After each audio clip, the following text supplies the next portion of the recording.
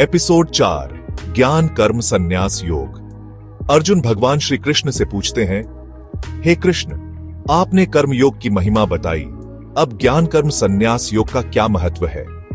यह प्रश्न हर व्यक्ति के मन में उठता है जब वह कर्म और ज्ञान के बीच संतुलन बनाने की कोशिश करता है। भगवान श्री कृष्ण समझाते हैं, हे अर्जुन, ज्ञान और कर्म का संगम ही सच्चा योग है।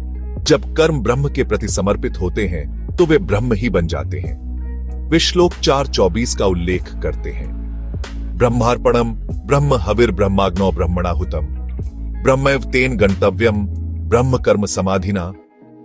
24 अर्थात जो व्यक्ति अपने कर्मों को ब्रह्म के प्रति समर्पित करता है वह ब्रह्म को प्राप्त करता है। श्री कृष्ण बताते हैं, जब कर्म ब्रह्म के प्रति समर्पित होते हैं तो वे ब्रह्म ही बन जाते हैं। यज्ञ में अर्पण, हवि, अग्नि और आहुति सभी ब्रह्म के रूप होते हैं। यह उपदेश हमें सिखाता है कि हमारे सभी कार्यों को भगवान के प्रति समर्पण भाव से करना चाहिए। श्री कृष्ण कहते हैं, जो व्यक्ति अपने कर्मों में ब्रह्म का अनुभव करता है वह संसार के बंधनों से मुक्त हो जाता है। यह हमें समझाता है कि कर्म करते समय ब्रह्म का ध्यान रखना चाहिए ताकि हम आत्मा की शुद्धि और ईश्वर के प्रति समर्पण की भावना जागृत कर सके। मुख्य शिक्षा, ज्ञान और कर्म का संगम, कर्म और ज्ञान का संतुलन ही सच्चा योग है।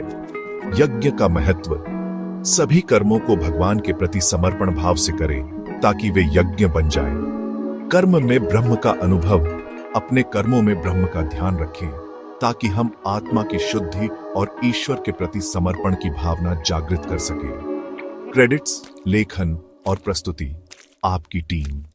धन्यवाद।